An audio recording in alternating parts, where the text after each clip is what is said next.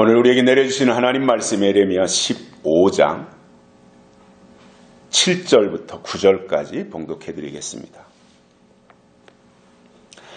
내가 그들을 그 땅의 여러 성문에서 키로 까불러 그 자식을 끊어서 내 백성을 멸하였나니 이는 그들이 그 길에서 돌이키지 아니하였음이라. 그들의 과부가 내 앞에 바다 모래보다 더 많아졌느니라. 내가 대낮에 회멸할 자를 그들에게로 데려다가 그들과 청년들의 어미를 쳐서 놀람과 두려움을 그들에게 졸지에 임하게 하였으니 7 자식을 생산한 여인으로는 쇠약하여 기절하게 하며 오히려 백주에 그의 해로 떨어져서 그로 수치와 근심을 당케 하였느니라. 그 남은 자는 그 대적의 칼에 붙이리라. 여호와의 말이니라. 아멘. 한 주간 동안도 건강하셨습니까? 떨어지는 낙엽을 밟으면서 아하, 가을이 왔구나 하는 생각을 하게 되고, 눈을 들어 앙상한 나뭇가지를 바라보면서는 드디어 겨울이 왔구나 이런 생각을 하게 됩니다. 이제 낙엽은 거의 다 떨어진 것 같아요. 열심히 낙엽을 쓸어가지고 불태우고 했는데, 한 번은 낙엽을 빗자루로 모아가지고 불태우고 있는데 여기에 교회 마당에 떨어지는 낙엽이 굉장히 많아요. 바람 불면 여기저기서 또 굴러오는 것들도 있고, 교회 근처에 심은 그 나무들이 다 커가지고 낙엽이 많이 떨어져요. 한 번은 낙엽을 쓸고 있는데 친구가 전화를 했어요. 뭐 하냐 그래서 낙엽을 태우고 있다 그랬더니 그 친구 하는 말이 아이고 낙엽 탈 때 냄새가 참 좋은데 그러더라고요. 저는 땀을 뻘뻘 흘리고 힘들어 죽겠는데 그 친구는 아마 어렸을 때 생각하고 낙엽 태우던 그 냄새가 좋았던 모양이에요. 그 얘기를 들으면서 이게 사람이 입장이 다르구나. 입장이 다르면 그렇게 생각하는 거구나. 이러한 생각을 했었습니다. 제가 설교를 하는 입장에서 요즘 설교를 하시는 분들에게 아쉬움이 많습니다. 지금 우리는 시간적으로 21세기를 살고 있는데 요즘 설교의 내용들을 보면 19세기 또는 20세기 때 내용을 제공하고 있으니 시대에 맞지 않는다 그 말입니다. 내용이 틀렸다 이게 아니라 시대에 맞지 않는다 이거예요. 물론 진리라고 하는 것은 변하는 것이 아니기 때문에 시대를 초월해서 지켜내야 되고 사수해야 하는 것은 맞지만, 우리가 살아가면서 계절에 따라서 옷을 갈아입듯이 바꿔 입듯이 우리의 신앙도 그렇게 해야 된다는 거예요.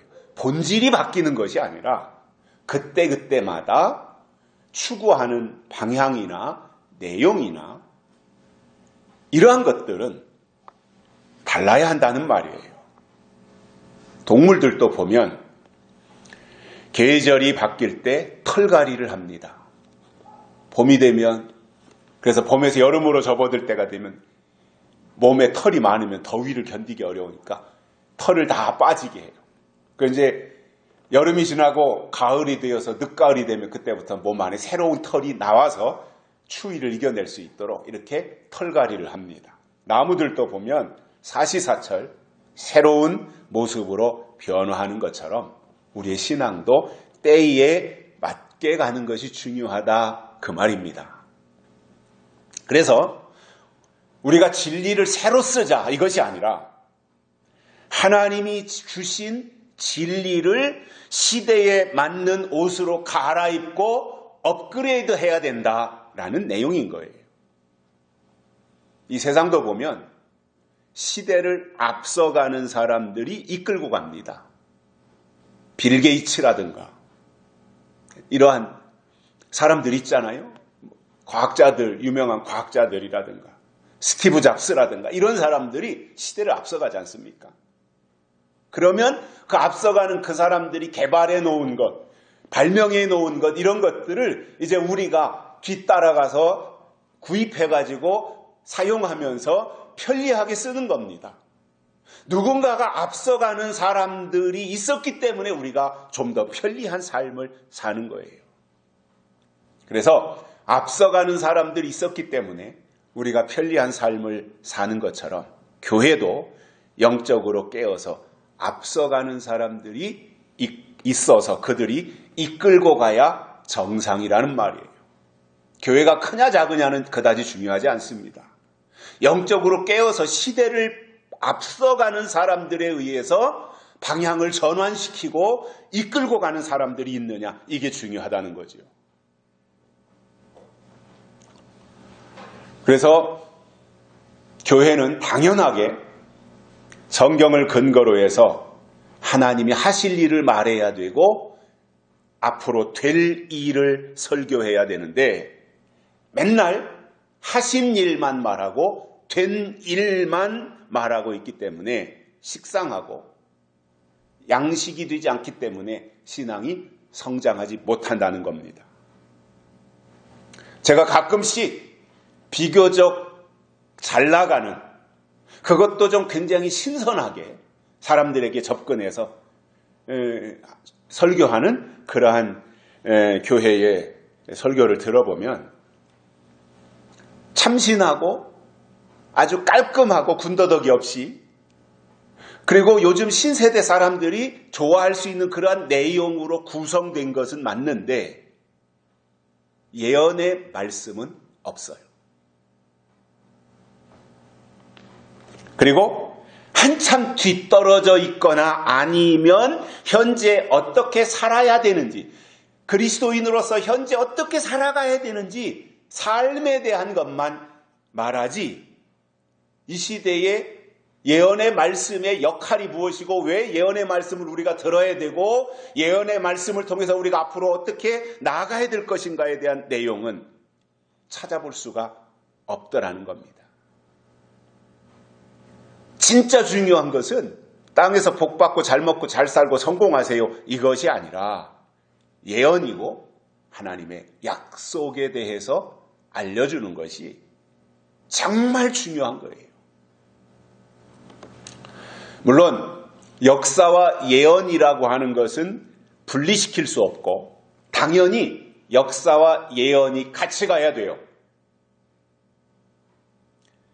그러나 역사는 있는데, 역사에 대해서는 설교하는데 예언이 없다면 그것은 바리새인에 불과하고 죽은 교회일 수밖에 없습니다.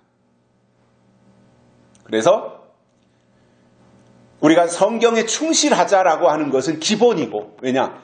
이 성경은 역사적 사실이기 때문에, 역사이기 때문에 성경에 충실해야 될 뿐만 아니라 또 성경은 아울러 예언의 말씀을 우리에게 제공해 주시기 때문에 역사에 충실하면서 한 걸음 더 나아가 예언의 말씀 또는 약속의 말씀에 비중을 두고 이 역사와 예언을 균형을 이루며 가야 된다라는 것입니다.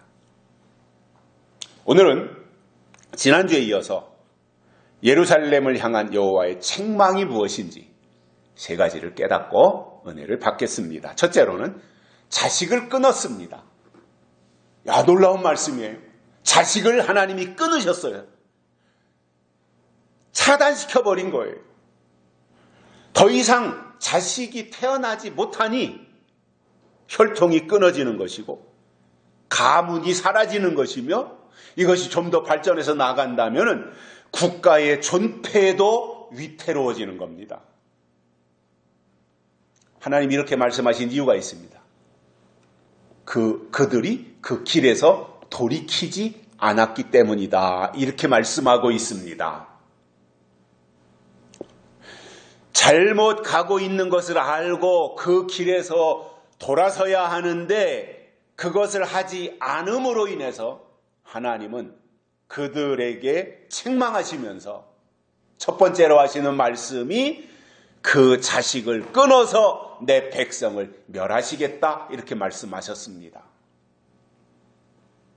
성경이 1189장이나 되고 또 방대한 내용들을 우리에게 알려주고 있는데 그 성경의 내용을 압축하고 축소해가지고 농축 엑기스로 만들어서 요약을 하면 딱 두 단어입니다. 하나는 내 말을 들어라. 그리고 다른 하나는 내게로 돌아오라 이겁니다. 이것이 성경입니다. 내 말을 들어라. 그리고 내게로 돌아오라. 이것에 대해서 우리에게 말씀하고 있는 것이 성경이에요. 그래서 하나님은 선지자들을 끊임없이 보내셔서 이스라엘 백성들을 향해서 내 말을 듣고 내게로 돌아오라고 부르시는데 문제는 뭐였어요? 그들이 귀로 건성이라도 듣기는 듣는데 하나님께로 돌아오지는 않더라 이겁니다. 안 들은 겁니다. 들었다면 돌아와야죠. 그런데 듣기는 들었는데 돌아오지 않은 것은 안 들은 것과 똑같은 거예요. 왜 듣습니까? 돌아오기 위해서 들어야 돼요. 그런데 들었는데 안 돌아와요. 그것은 왜 들은 겁니까? 들으나 마나이지 않습니까? 저는 지금까지 많은 분들이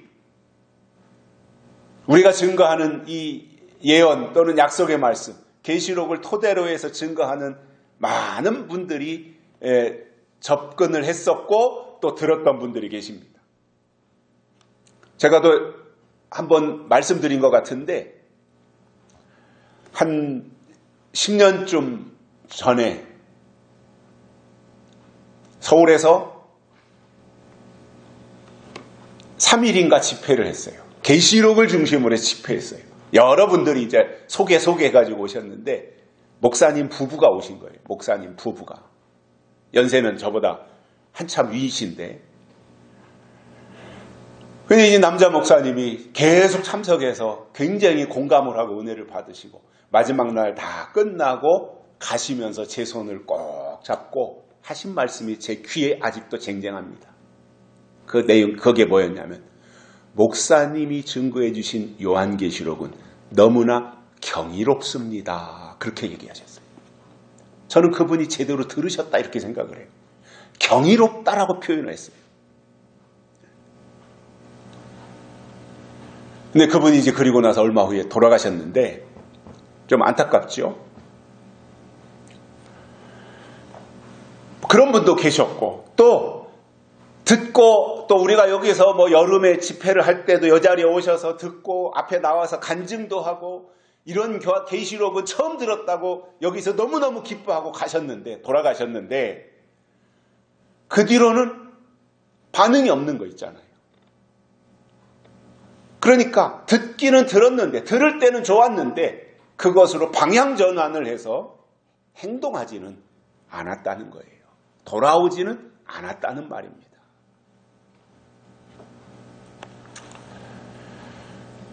행동하지 않는 신앙, 듣기만 하고 행동하지 않는 신앙 어디다 써먹겠습니까? 듣고 행해야 되는데 듣고 행치 않았다고 하는 것은 안 들은 것과 똑같다는 말이에요. 이렇게 믿어야 됩니다. 약속으로 믿어야 됩니다. 예언으로 믿어야 됩니다. 아니면 요한계시록으로 믿어야 됩니다. 그래야 다시 오시는 예수님을 맞이할 수 있습니다. 요한계시록으로 믿어야 환난을 이길 수 있습니다. 요한계시록으로 믿어야 천년왕국에 들어갈 수 있습니다. 이러한 내용을 들었으면 아 그렇구나 하고 완전히 방향을 전환해서 이 말씀으로 돌아서야 되는데 안 돌아서더라는 거죠. 예수님이 마태복음 7장에서 집 짓는 자의 비유를 통해서 듣고 행하는 자와 듣기만 하고 행하지 않는 자의 차이에 대해서 말씀하신 내용이 나옵니다. 누구든지 나의 말을 듣고 행하는 자는 그 집을 반석 위에 지은 지혜로운 사람 같으니 이렇게 말씀하셨고 그러나 나의 이 말을 듣고 행치 아니하는 자는 그 집을 모래 위에 지은 어리석은 사람 같으니 라고 비교해서 말씀하셨어요. 듣고 행하는 자는 반석 위에 집을 지은 자요 듣기만 하고 행하지 아니한 자는 모래 위에 집을 지은 자와 같다는 것입니다. 모래 위에 집을 짓는 사람과 반석 위에 집을 짓는 사람, 그 집을 짓는 과정의 어려움은 반석 위에 집을 짓는 사람이 훨씬 어려울 거예요. 모래 위에다가 집을 짓는 거, 모래 삽으로 몇 번 뒤적뒤적 하면은 기초 만들 수 있도록 땅을 팔 수 있지 않겠습니까? 그러나 반석 위에다가 기초를 넣으려면은 그 바위를 쪼아내고 그 쪼아낸 거기에다가 기초를 삼아서 집을 지을 때 얼마나 고되고 시간도 오래 걸리겠습니까? 그러나 모래 위에 집을 지었든 반석 위에 집을 지었든 평상시에는 차이가 없어요. 겉으로 드러나는 모습은 그 모습으로 지었고, 네모 반듯하게 지었던 직사각형으로 지었던 그렇게 지어서 지붕 얹고 방 만들고 온돌하고 다 비슷하지 않겠습니까? 그러니까 평상시에는 차이가 나지 않지만, 그러나 비가 내리고 창수가 나고 바람이 불어 그 집에 부딪히니까 그때 가서 드디어 그 집이 어떤 집이었느냐의 가치가 드러나더라는 거예요. 기초를 어디에다가 했느냐? 그 집의 기초가 어디냐? 그 사람 개인의 신앙의 기초를 반석에 두었느냐? 모래 위에 두었느냐? 그 차이는 마지막 환란 때 가서 보니까 드러나더라는 거예요. 이 말씀을 계시록하고 연결해 보면 계시록 9장에 황충이와 마병대가 등장하는데, 이 황충이와 마병대, 황충이가 5째 나팔이고 마병대가 6째 나팔이며, 이 시기 황충이와 마병대가 나와서 5째 나팔, 6째 나팔이 부는 그 시기를 다니엘서와 연결하면 다니엘서 9장에 설명하는 것처럼 이것이 마지막 한일의 7년이죠. 그래서 7년 대환란이라고 하는 그 시기가 되기까지 그 과정을 볼 수 있는데, 그 환란, 마지막 한일이라고 다니엘이 표현한 그 환란을 사도 요한은 계시록에서 5째 나팔, 6째 나팔이라고 말씀했는데, 그 환란이 오기 전까지는 반석 위의 신앙이나 모래 위의 신앙이나 차이가 안 나더라는 거예요. 그런데 환란 때 가서 보니까 차이가 나더라는 거예요. 근데 그때 가서 차이가 나는 것은 수정이 안 되는 거잖아요. 이미 끝나버리는 거잖아요. 심판으로 접어드는 거지 않습니까? 성경에서 반석은 예수 그리스도이고 모래는 율법인데, 율법주의 신앙이나 기복신앙을 가지고 있어도 환란이 오기 전까지는 두드러지게 나타나는 것이 없어요. 차이가 없어 보여요. 왜냐? 주일날이면 다 똑같이 교회 가고, 다 똑같이 예배 드리고, 다 똑같이 하나님을 믿는다고 하고, 다 똑같이 기도하고 하니까 차이가 나지 않아요. 그러나 하나님이 정한 때가 돼서 계시록의 환란이 시작되면 그때는 오직 예수 중심의 절대 신앙과 기복적인 신앙을 가지고 교회 생활을 한 사람과는 현저한 차이가 환란 때 가서, 환란의 바람이 불어오고 창수가 나니까 그때 가서 표시가 나더라는 거예요. 제가 신앙인들이 성경에 뿌리를 내리고 믿음 생활을 해야 한다고 하는 가장 확실한 이유가 있습니다. 왜 성경에 근거를 두고 신앙생활을 해야 되느냐? 아무개가 이렇게 말한 것보다 훨씬 수백 배, 수천 배 더 중요한 것이 성경이 어떻게 말하느냐 이거예요. 그래서 그 빌리그램 목사님이 한참 잘 나가고 우리나라 엑스플로 74 할 때 여의도 광장에서 100만 명 모여가지고 그때 그 설교할 때도 빌리그램 목사님이 우리나라 와 설교했고 김장한 목사님이 통역을 했는데, 빌리그램 목사님의 설교의 핵심이 뭐예요? 성경이 말하기를 이에요. 바이블 세이, 성경이 말하기를 이거예요. 그래서 우리가 성경의 근거를 두고 신앙생활을 해야 되는데, 대개 보면 성경은 그냥 이렇게 들고 다니고 그냥 필요할 때 찾아서 교훈으로 삼는 정도이고, 아무개가 말한 것이 훨씬 더 중요하다고 착각하는 사람들이 있어요. 잘못 생각하는 거예요. 아무리 대단한 사람인 것처럼 보일지라도 그 사람이 이렇게 말했는데 그 사람의 말한 것이 성경하고 일치되느냐, 성경이 어떻게 말하느냐 비교해서 성경이 말씀한 것과 그 사람이 말한 것이 차이가 있다면 성경의 말씀을 따라가야 되는 것이 올바른 신앙의 자세인 겁니다. 그런데 대개 그렇게 안 합니다. 아무개가 한 말을 따라갑니다. 놀라운 거지요. 그죠? 하나님을 믿는다고 하면서 말씀을 따라가야 되는데 아무개의 말을 따라가요. 소리를 따라가요.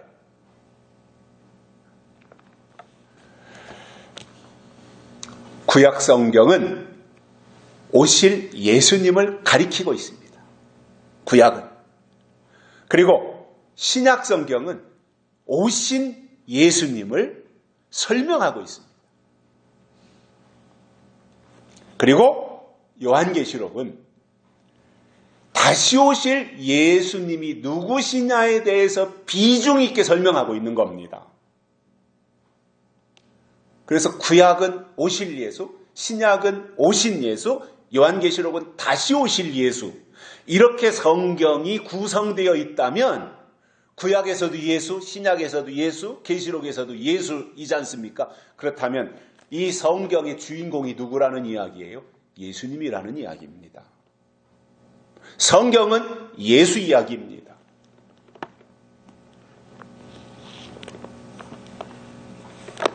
그렇기 때문에 계시록을 읽어놓고 두 증인이 나와도 안 되고요.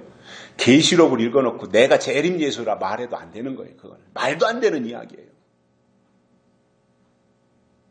두 증인에 대해서 설명을 할 수 있어요. 이런 역할을 한다. 두 증인의 역할에 대한 설명은 할 수 있어요. 근데 내가 두 증인이다 이렇게 하면 안 되잖아요. 내가 재림 예수다 이 방향으로 나가면 터무니없는 것이 되지 않습니까? 지금 시점에서 우리에게 가장 중요한 것은 이미 지나간 일이 아니라 앞으로 우리 앞에 다가올 일이 무엇인지 성경을 통해서 알고 대비하는 것입니다.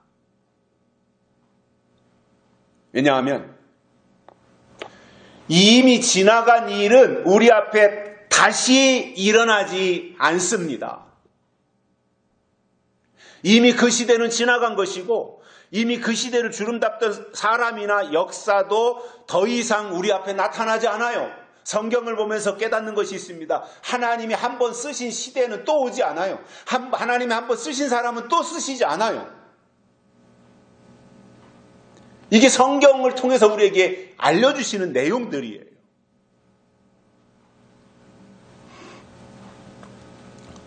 하나님이 지금 우리에게 다시 할례 받으라 이렇게 명령을 주시겠으며 방주를 지으라고 노아에게 하셨던 그 말씀 똑같이 우리에게 요구하시지 않습니다. 믿음이라고 하는 것 자체가 뭐예요? 뒤를 돌아보는 것이 아니라 앞을 향해 나가는 것이고 앞에 있는 것은 하나님의 약속이기 때문에 그것을 향해 나아가는 것이 믿음입니다. 믿음은 구호 외치는 게 아닙니다. 믿음은 구호를 외치든 안 외치든 아멘을 하든 안 하든 내가 믿습니다 하든 안 하든 내 속에 하나님이신 약속이 있으면 하나님은 그를 믿음으로 보시는 거예요.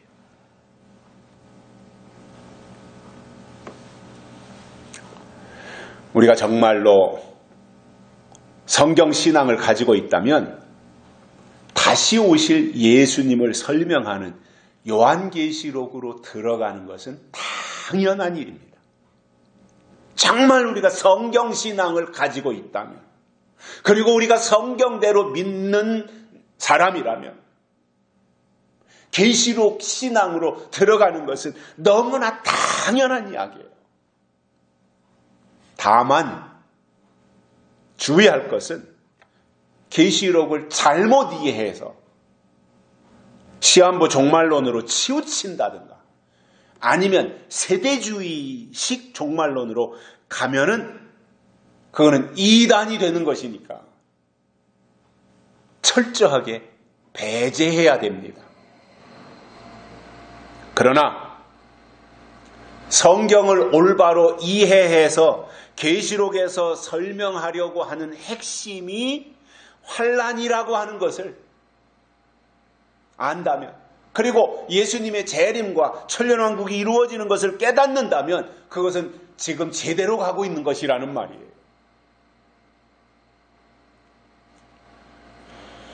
그리고 계시록에서 하나님의 뜻을 깨달았다면 행동하는 신앙이 되어서 그 말씀이 요구하는 방향으로 인도함을 받아야 되는 겁니다.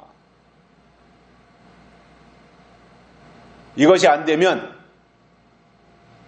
예수님이 이 땅에 초림하셨을 때 바리새인들을 심판하신 것처럼 지금도 거짓 교회를 심판하실 것이고 거짓 신앙을 심판하실 것이며 그들의 자식을 끊어서 대를 잇지 못하도록 하는 처절한 심판이 기다리고 있는 것입니다. 과거이나 지금이나 사람이 가장 중요해요. 사람이 제일 중요해요. 그런데 자손이 끊어진다, 사람을 더 이상 출산하지 않는다라고 하는 것은 국가나 가정이나 교회나 모두 망하는 것입니다. 우리나라를 보면 지금 인구 감소가 심각합니다. 뉴스를 보면 가끔씩 인구 감소에 대해서 우려하는 뉴스들이 나오고 있습니다. 이것은 한 20여 년 전부터 새로운 정부, 새로운 정권이 들어설 때마다 인구정책을 하고 출산 장려 정책을 펼치면서 국가가 1년이면 수조 원씩 출산 정책에다가 돈을 쏟아 부었는데 오히려 출산율은 점점 줄어들고 있어요.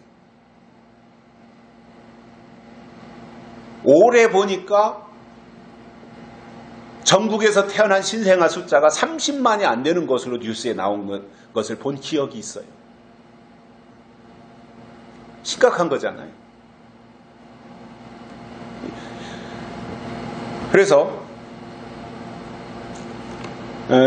제가 활동하는 지역에 출생과 사망 통계를 내보니까 올해 1월 달부터 10월 달까지 698명이 태어났어요. 그리고 사망은 1119명이 돌아가셨어요. 그러니까 출생자 숫자보다 사망자 숫자가 거의 배 가까이 많은 거예요, 현재. 올해 1월부터 10월까지 통계니까. 그런데 이것이 앞으로 5년 후, 10년 후 대책 없이 이렇게 지나간다면 그야말로 인구 절벽이 오지 않겠습니까? 더군다나 요즘 젊은 사람들을 보면 결혼도 안 하려고 합니다. 또 결혼을 해도 아이를 낳지 않으려고 합니다. 그리고 애를 키우는 대신 애완견 한 마리 분양받아다가 집에서 애완견을 키우는 거예요. 유모차를 끌고 다니길래 아이고 세대 젊은 부부들이 애기 나가지고 이제 유모차에다 애기 태워서 바람 쐬러 나왔나 보다 하고 이렇게 봤더니 그 속에 강아지가 들어있는 거예요. 유모차 안에 강아지가 들어있는 거예요.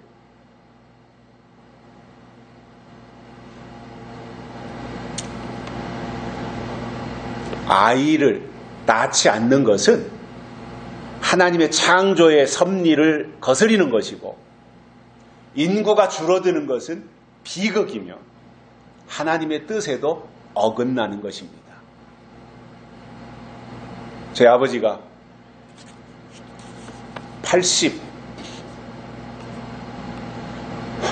한 7년, 8년 이 무렵에 한 번은 집회하시면서 그 얘기를 하시더라고요. 하나님의 계획 속에 세계 인구가 100억이 필요하다는 거예요. 그런데 다 산하 제한을 하고 아이를 안 낳기 때문에 하나님의 계획에 역행하고 있다는 말씀을 하셨어요. 100억 명의 세계 인구가 필요한데 아이를 안 낳다 보니까 하나님의 계획을 역행하고 있다는 거예요. 모세가 태어났을 때 산의 아이는 다 죽이라고 하는 명령이 내려졌고 그 명령에 의해서 모세도 당연히 죽었어야 됩니다. 그런데 어머니 요게벳에 의해서 살아나서 히브리 민족을 출애굽시키는 이 일에 쓰임받았습니다. 예수님이 태어나셨을 때도 똑같이 동방박사들이 헤롯을 만났고 헤롯에게 메시아의 탄생 소식을 알렸고, 그리고는 그냥 이제 돌아갔는데 헤롯이 가만히 생각해 보니까 내가 왕인데 왕이 태어났다고 하는 말이 도무지 반갑지 않지 않습니까? 그래가지고 동방박사들이 다녀간 때를 계산해서 2살 미만짜리 아이는 다 죽였어요.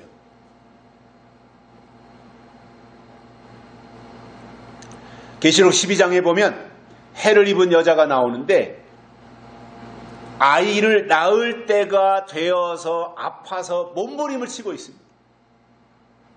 그 상황 앞에, 그 여자 앞에 용이 입을 벌려서 그 아이가 그 부르짖는 여인의 뱃속에서 응애하고 나오자마자 삼켜버리려고 대기 중이었습니다.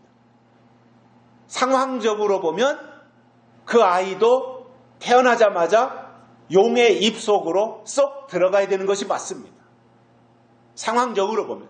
그런데 태어나자마자 용의 입으로 들어가기 전에 엄마 뱃속에서 나오자마자 하나님이 데려가셨다 이렇게 말씀하고 있습니다. 그래서 살아난 겁니다. 왜냐하면 그 아이는 하나님의 은혜로 태어나서 앞으로 장차 철장으로 만국을 다스릴 남자 아이이기 때문에 용이 그를 삼킬 수는 없었던 겁니다. 오늘 말씀에 나오는 내용을 보면 자식을 다 끊겠다 이렇게 말씀하셨기 때문에 이것이 당장 문제가 되는 것은 아니지만 점진적으로 회복이 불가능한 지경까지 가지 않겠습니까? 자식이 태어나지 않는다면. 그래서 유다는 하나님의 백성인데, 예루살렘 하나님의 백성인데 그들 속에 자녀가 끊어진다고 하는 것은 하나님의 자녀들이 끊긴다는 거예요. 하나님의 혈통이 끊어진다는 거예요.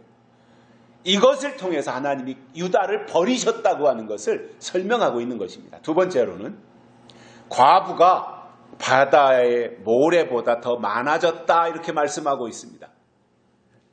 새로 태어나는 자식은 다 끊어졌고 아이들의 울음소리는 사라져버렸어요.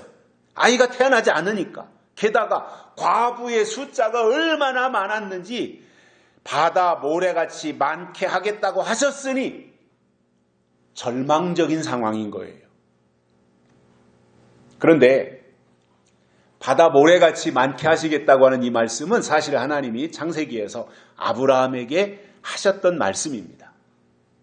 내가 내게 복을 주어 내 씨로 크게 성하여 하늘의 별과 같고 바닷가의 모래와 같게 하리니 내 씨가 그 대적의 문을 얻으리라. 이렇게 아브라함에게 축복하실 때 내 후손에 내 자녀가 바다의 모래같이 많게 하시겠다 이렇게 말씀하셨고, 이것은 아브라함에게 주신 놀라운 하나님의 축복이었습니다.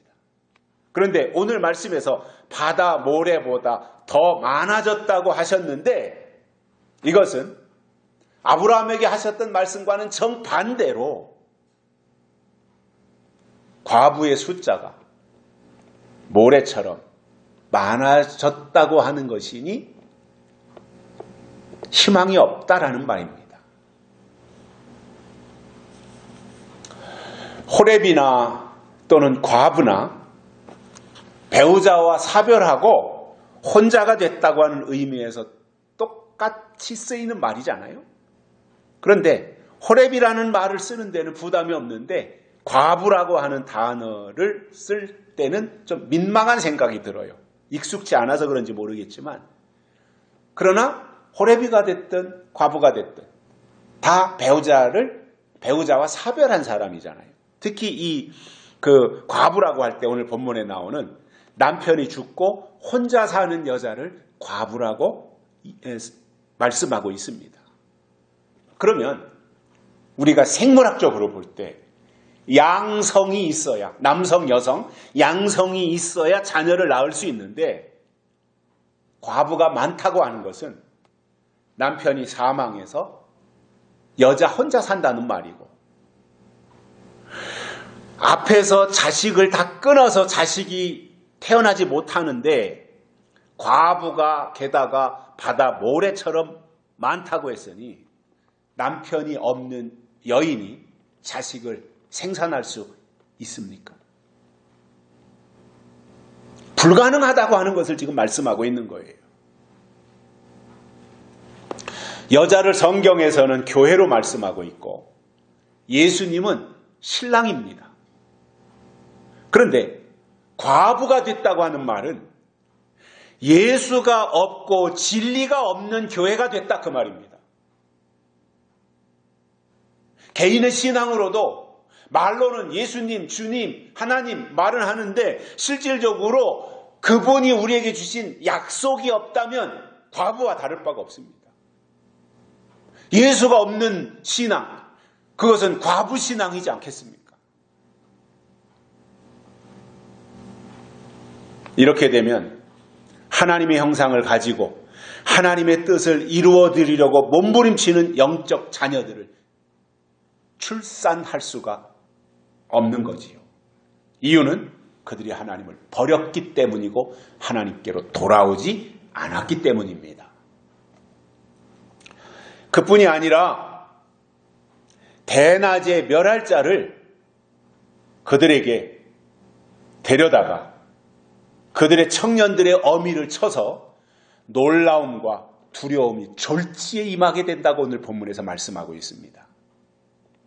사람이 살면서, 우리가 이 세상을 살면서 놀랄 일이 없고 두려움이 없다면 그 자체가 얼마나 평안하고 평화롭겠습니까?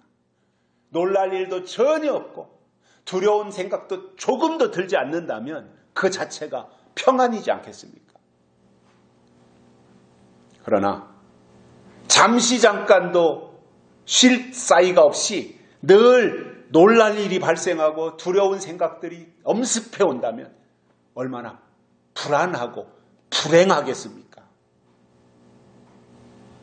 또한 오늘 본문에서는 7 자식을 생산한 여인으로는 쇠약하여 기절하게 하고 백주에 그의 해로 떨어져서 수치와 근심을 당하게 하셨다는 거예요.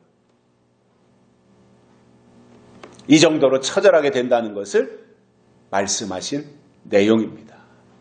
저는 오늘 이 말씀을 묵상하면서 예수님의 재림을 앞두고 있는 시점에서 교회가 신랑 되신 예수님을 잃어버려서 과부교회가 된다면 그것은 가장 비극이고 비참하다는 거예요. 어떤 경우도 예수님과 단절되는 일이 없이 끝까지 예수 그리스도가 나의 주, 나의 하나님으로, 우리의 남편으로, 신랑으로, 다시 오실 예수님으로 우리가 믿고 기다리고 의지하며 그분이 속해 오시기를 사모하는 마음으로 가는 것이 바람직한 신앙의 자세인 것입니다. 세 번째로는 남은 자는 대적의 칼에 붙이신다 이렇게 말씀하고 있습니다.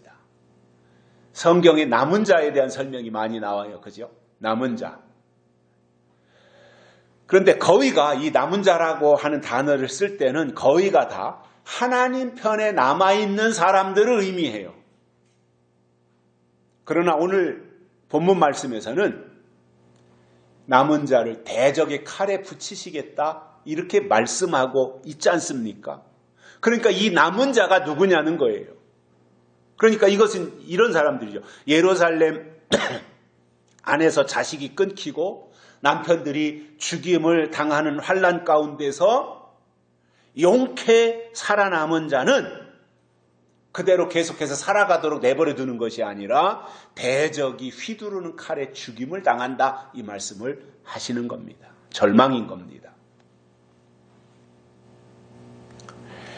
요엘서 1장에 보면 너희는 이 일을 자녀에게 고하고 너희 자녀는 자기 자녀에게 고하고 그 자녀는 후대에 고할 것이니라 이러한 말씀이 나옵니다. 고하라 이 말은 설교하라 이 말이에요. 설교하라 이 말은 예언하라 그 말이에요. 어떻게 예언하라는 거예요. 하나님이 하실 일을 어떻게 말하라는 거예요. 자녀에게 고하고 그 자녀는 또 자기 자녀에게 고하고 그 자녀는 그 말씀을 받은 그 자녀는 또 자기 자녀가 태어나면 그 자녀에게 또 고해서 하나님이 하실 일이 이것이다. 예언의 말씀이 이것이다. 하나님의 뜻이 이것이다. 하나님의 계획이 이것이다. 하나님의 명령이 이것이다. 라는 것에 대해서 계속해서 후대에 예언의 말씀을 증거해 줘야 된다. 그 말씀을 하시는 거예요. 그런데 이렇게 말씀하시고 나서 그 다음으로 나오는 내용이 뭐예요? 팥종이가 남긴 것을 메뚜기가 먹고 메뚜기가 남긴 것을 늑이 먹고 늑이 남긴 것을 황충이 먹었도다 이 말씀이 나와요. 팥종이, 메뚜기, 늑, 황충이가 차례로 먹어 제꼈으니 남은 게 있겠습니까? 그 중에 하나만 왔다가도 메뚜기만 왔다가도 다 황량한 벌판이 돼요. 메뚜기 떼가 그 수백만 마리, 수천만 마리가 날라와가지고 들판에 농사 짓는 곳에 한번 앉았다 가면 다 쑥대밭이 되고 거둘 것이 없어진다 그러지 않습니까? 우리나라에 그렇게 메뚜기 떼가 떼제비로 오지 않지만 중동 지방은 그렇지 않다 그러죠. 메뚜기 떼. 무서운 습격이 된다는 거죠. 왜냐? 농작물을 다 갉아먹고 도망가 버리니까요. 그러니까 남는 게 없다는 거죠. 뭔가 농사를 졌다면 소출이 있어야 되잖아요. 나에게 남는 게 있어야 되잖아요. 그런데 팥종이, 메뚜기, 늑, 황충이 이게 다 순서대로 다녀간다면 뿌리까지 다 없어지는 거죠. 남는 게 전혀 없어요. 영적으로 마지막 때 교회에 대한 이야기입니다. 예언의 말씀을 후대에 자녀 자식들에게 고하고 이렇게 되어져야 되고 그 핵심에는 뭐가 있다는 거예요. 황충이 나올 때까지 황충이 나오는 그것을 알고 황충이를 이기는 신앙을 가지고 있어야지 황충이 오는데 황충이 오는 것에도 황충이 정체에 대해서 아무것도 알지 못하고 있다면은 팥종이 오고 늑이 오고 메뚜기가 오고 황충이가 오는데 아무것도 알지 못하고 있다가 고스란히 당하고 만다는 거예요. 그때 가서 어쩔 거예요. 바람이 불고 창수가 나서 집이 다 무너졌는데 무너지고 나서 어쩔 거예요. 황충이 와서 다 갉아먹어서 없어졌는데 그때 어떻게 하겠냐는 거예요. 제가 초등학교 다닐 때만 해도 산에는 송충이가 얼마나 많았던지요.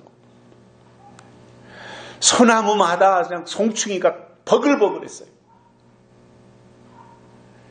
그래서 제가 초등학교 다닐 때 5, 6학년 때 기억이 나는데 식목일 요때가 되면 다 반마다 학생들이 깡통 하나씩 철사줄 넣어가지고 철사줄로 이렇게 손잡이를 만들어가지고 깡통 하나씩 만들어가지고 그리고 나무로 집게 만들어서 지금이야 빨래 집게 이런 거 플라스틱으로 한 거 있지만 그때 그런 것도 없으니까 다 나무 깎아가지고 고무줄로 묶어서 집게를 만들어가지고 그리고 이제 선생님 쫓아서 뒷동산에 올라가가지고 송충이를 잡았던 적이 있습니다. 그런데 가보면 송충이가 솔잎을 다 갉아먹어가지고 앙상한 가지만 남아있는 거예요. 그런데 어느 날 가보니까 송충이가 다 없어진 거예요. 그 많던 송충이가 졸지에 다 어디로 사라졌는지 수종 갱신을 해서 나무에 그것을 갱신을 해서 송충이가 살만한 환경이 안 되니까 다 사라져버린 것인지 아니면 기후변화에 의해서 산성비가 내리니까 송충이가 흔적도 없이 사라진 것인지 뭔지는 모르겠어요. 왜 송충이가 없어졌는지 졸지에 그 많던 송충이가 그리고 다 갉아먹던 솔잎을 다 갉아먹던 그놈들이 다 어디로 사라졌는지 추측만 할 뿐 알 수는 없는데 오늘 그 요엘 선지자를 통해서 주시는 말씀을 보면 팥종이, 메뚜기, 늑, 황충이로 이어지면서 다 먹어버렸으니 남은 것이 없다는 말이에요. 그리고 오늘 본문에 나오는 말씀으로 보더라도 대적의 칼로 그 남은 자들을 다 죽인다고 했기 때문에 이것을 계시록에서 보면 9장에 나오는 황충이 때 다 멸절을 당한다라는 말입니다.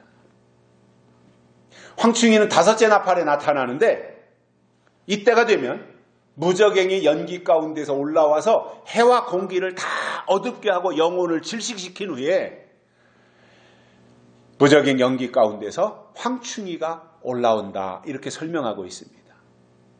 그래서 이 짐승이 등장하면 이마에 하나님의 인을 맞지 아니한 사람들은 다 해하라고 했기 때문에 이때 가면 하나님의 인 맞지 아니하는 사람들은 다 해하는 거예요. 남은 자는 다 대적의 칼로 죽이라고 하는 그 말씀하고 일치하는 거예요. 그래서 지금 시점에서 하나님을 믿는 믿음을 가졌으면 황충이의 정체가 무엇인지 알아야 되고, 그리고 황충이가 막상 등장했을 때가 되면 황충이를 분별해서 물리쳐야 해를 당하지 않지, 황충이를 모르고 있으면 무적행의 연기 가운데 휩싸여 올라오기 때문에 황충이를 그때 가서는 분별 도무지 할 수 없고 연기에 질식 당할 수밖에 없는 것입니다. 하나님이 우리에게 요한계시록을 주신 이유 중에 하나는 예수님이 땅에 다시 오실 때가 되면 황충이의 세력이 등장하기 때문에 성경을 통해서 황충이가 누군지, 황충이가 나오면 하는 일이 무엇인지, 그리고 우리가 황충이를 어떻게 이길 수 있는지 이것에 대해서 계시록에서 자세히 설명해주고 있기 때문에 미리 알고 물리쳐야지, 모르면 황충이의 연기와 대적의 칼에 죽임을 당할 수밖에 없습니다. 결론으로 이 말씀을 우리가 들으면서 절망감이 들기도 해요. 사실은 저도 이 말씀을 묵상하면서 하나님이 이렇게까지 하셔야 되는가, 유다 백성들에게 예루살렘에 하나님이 이렇게까지 하셔야 되는가, 이런 생각 속에서 절망감이 들기도 하지만 이러한 말씀을 통해서 하나님의 교회 안에 영적인 자녀들이 끊기지 말아야 되고 예수님이 없는 과부 교회가 되면 안 된다고 하는 것을 우리가 다시 한번 상기하고 가자는 거예요. 세상 것에 젖어서, 땅의 것에 젖어서 그게 신앙인 줄 알고 땅의 것을 추구하는 것이, 세상 것을 쫓아가는 것이 내가 신앙이 좋아서, 그리고 내가 열심히 했더니 뭔가 소득이 더 많이 생긴 것이 하나님이 나에게 쏟아 부어주신 축복의 전부인 것인 양 착각한다면 그는 돌이킬 수 없게 된다는 거예요. 지금 이 시점에서 하나님이 우리에게 주시는 가장 최고의 축복은 물질이 아니라 믿음입니다. 그리고 우리가 영적으로 하나님의 자녀가 되고 영적으로 예수님을 신랑으로 맞이하는 신부가 되며 그러한 관계 속에서 하나님이 주신 것들을 우리가 지키고 사수할 때 하나님은 그를 믿음의 사람으로 인정하실 것입니다.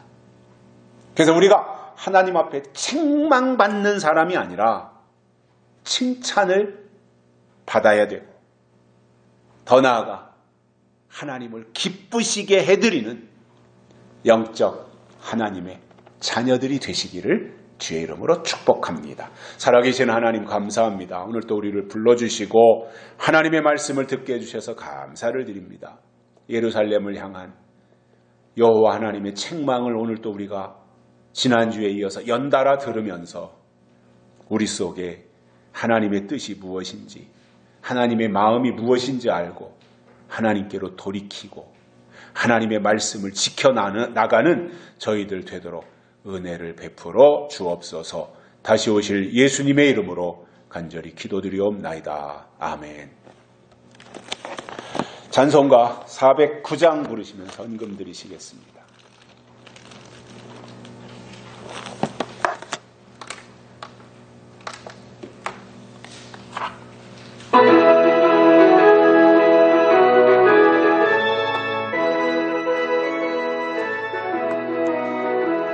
목마른 내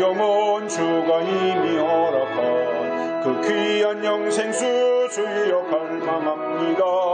그 약속 따라서 힘써 간구하오니 주여 내 기도 들어주소서.